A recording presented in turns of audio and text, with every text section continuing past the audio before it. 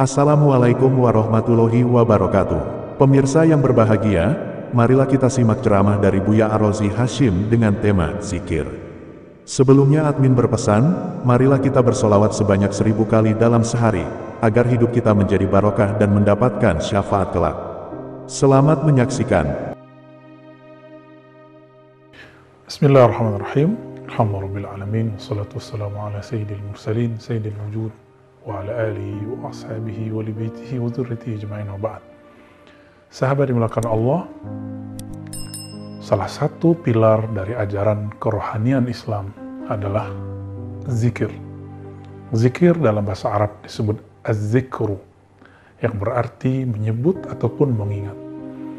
Di dalam ayat Al-Quran yang pertama turun itu adalah perintah menyebut dan membaca. Kita sering mendapatkan pengkajian atau tafsir bahwa Nabi SAW diperintahkan oleh Allah melalui malaikat Jibril, Iqra' bismi rabbik, bacalah dengan nama Rabbmu. Teman-teman yang melakukan Allah, ketika orang Arab mengatakan Iqra' bi, ada kata jar majrur, ada lafaz jar di situ, bi, artinya sungguh-sungguh, semacam penekanan. Iqra' bismi rabbik berarti bacalah dengan benar-benar menyebut nama Rabbmu. Pertanyaannya, siapakah nama Rabb kita? Apakah arti Rabb? Rabbul alamin, Rabb artinya pencipta kita. Di dalam Al-Quran, misalnya surat Al-Luqman, ya, dikatakan وَلَئِنْ سَأَلْتَهُمْ مَنْ خَلَقَ السَّمَاوَاتِ وَالْأَرْضِ لَيَقُولُنَّ اللَّهُ. Jika mereka ditanya, siapakah pencipta langit dan bumi? Mereka akan berkata, Allah. Ya. Begitu juga, إِنَّ الَّذِينَ قَالُوا رَبُّنَا اللَّهُ ثُمَّ اسْتَقَامُوا. Surah Al-Ahqaf. Sesungguhnya orang yang mengatakan, Rabb kami, pencipta kami, pengatur kami adalah Allah.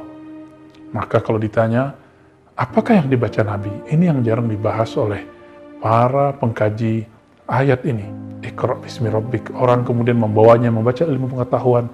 Ya betul, itu tafsir. Tapi secara harfiah, sangat jelas sekali. Perintah ini menyebut nama Allah Subhanahu wa ta'ala. Iqra' bismi rabbik. Karena alam ini ada, karena Allah Subhanahu wa ta'ala menitahkannya menjadi ada. Di dalam hadis Imam Tirmizi, Allah Subhanahu wa ta'ala berfirman, bersabda kepada Lauh Mahfuz, tempat di mana semua ilmu alam semesta tertulis di dalamnya. Apa kata Allah Subhanahu wa ta'ala?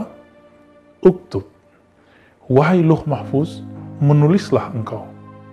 Lalu Lauh Mahfuz yang ada di atas langit 7 sana, bahkan di atasnya lagi, bertanya, ya Rabb, apa yang akan aku tulis? Lalu Lauh Mahfuz diperintahkan oleh Allah SWT menulis satu kalimat. Apa kata Allah? Bismillahirrahmanirrahim. Tulislah dengan nama Allah yang Maha Pengasih, lagi Maha Penyayang. Sahabat yang melakukan Allah, berarti wahyu risalah yang pertama turun kepada Nabi Muhammad SAW adalah menyebut, membaca namanya. Nah, inilah zikir level pertama. Zikir dengan membaca. Meskipun kita tidak khusyuk, meskipun tidak merasakan kelezatannya, getaran-getarannya, mari baca dulu. Baca karena Allah itu gaib, karena Allah itu juga zahir. Allah itu zahir dan batin. Maka mari membaca dengan zahirnya kita, lisan zahir kita, juga membaca dengan lisan batin, yaitu qalbu. Lalu turunlah surat kedua dan ketiga. Ini diperdebatkan apakah Al-Muzammil dulu atau Al-Muddathir. Kita ambil saja Al-Muddathir atau Al-Muzammil. Dalam Al-Muzammil dikatakan, وَذْكُرِ اسْمَ رَبِّكَ وَتَبَتَّلْ إِلَيْهِ تَبْتِيلًا. Dari kata Iqra, sekarang naik ke level kedua. Apa itu? Sebutlah, kalau tadi wazkur Iqra' bismi rabbik, sekarang wazkur isma rabbik. Tadi membaca, bacalah nama Rabbmu, sekarang sebutlah, ingatlah nama Rabbmu. Ingatlah isma, ism, nama dalam bahasa Arab. Nama artinya ism. Ismun itu berarti sebutan yang luhur atau tanda simbol yang luhur. Maka kalau disebut kalimat wazkurisma rabbik, sebutlah nama Rabbmu, zikirkanlah nama Rabbmu. Artinya berzikirlah dengan menyebut kemuliaan-kemuliaan Allah Subhanahu wa Ta'ala. Pertanyaannya, siapa nama Rabbmu? Allah. Oleh karena itu, ulama-ulama ahli qalbu sepakat bahwa menyebut nama Allah dalam qalbu adalah zikir-zikir risalah, zikir yang masyru', yang dianjurkan bahkan diperintahkan di awal-awal kerasulan Nabi Muhammad SAW. Lalu baru meningkat lagi dari zikir menyebut nama, kemudian meningkat menyebut sifat, mengingat sifat, lalu meningkat Nabi SAW dari sifat kepada zatnya. Oleh karena itu turunlah surat Al-A'raf, wazkur rabbaka fi nafsik. Sebutlah Rabbmu, ingatlah Rabbmu di dalam dirimu. Tidak dikatakan lagi nama, langsung disebutkan Allah, ingatlah Allah dalam dirimu. Sebutlah Allah dalam dirimu. Karena Allah mulia, maka orang-orang yang menyebut nama Allah pasti mulia. Orang yang mengingat yang punya nama pasti mulia. Apa perbedaan isma rabbik dan wazkur rabbak? Ketika saya menyebut nama, Allah mengatakan ana ma'ahu idza dzakarani. Dia, aku bersamanya jika dia menyebut namaku. Adapun wazkur rabbak, ini lebih dekat lagi. Tidak hanya menyebut nama, tapi menyebut yang punya nama. Teman-teman yang dimuliakan Allah, setiap kali orang menyebut nama Allah, Allah tidak akan pernah jauh darinya. Maka Allah mengatakan, wa nahnu aqrabu ilaihi min hablil warid. Kami lebih dekat kepadanya daripada urat nadinya.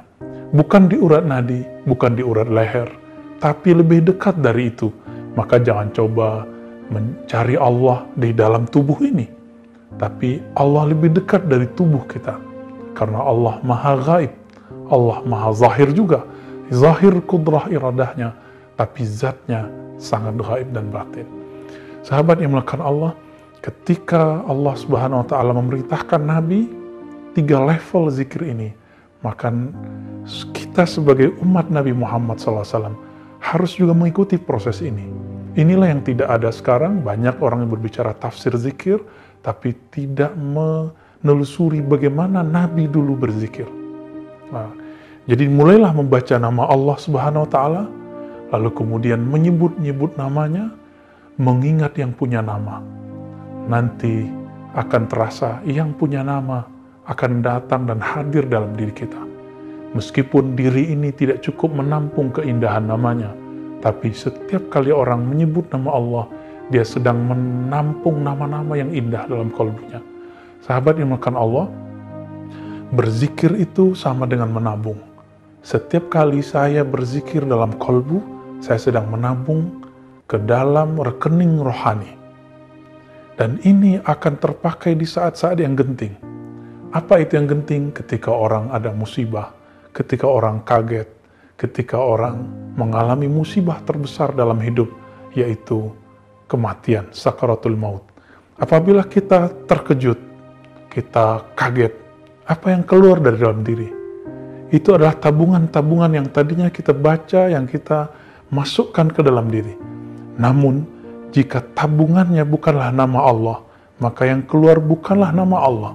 Yang keluar adalah latah-latah yang tidak indah, latah-latah yang rendah, latah-latah yang tidak bermakna. Namun orang-orang yang kalbunya dipenuhi dengan keindahan nama Allah, apapun keadaannya, nama Allah akan memancar dari dalam dirinya. Maka inilah yang Nabi katakan ketika Allah berfirman, ya, seandainya hambaku, kata Allah Subhanahu wa Ta'ala, datang kepadaku sejengkal, aku datang kepadanya sedepa.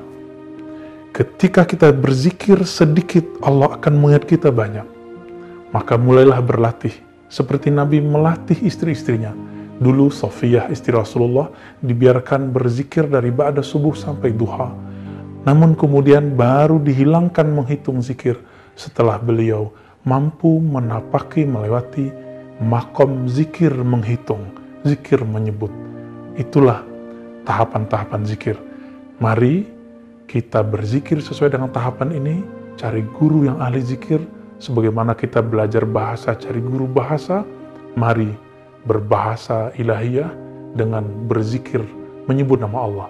Kita tutup dengan satu kalimat dari Imam Abu Ali Ad-Daqqaq, "Az-zikru sayful muridin." Zikir adalah pedangnya para murid, senjatanya para murid. Dengan itulah seorang murid bisa mengalahkan syaitan, bisa mengalahkan dirinya sendiri, bisa mengalahkan musuh-musuh dirinya, musuh Allah SWT. Kuatkan zikir, ambil senjata rohani. Kita akan selamat, insya Allah, dunia dan akhirat. Sallallahu ala Nabi Muhammad. Assalamualaikum warahmatullahi wabarakatuh.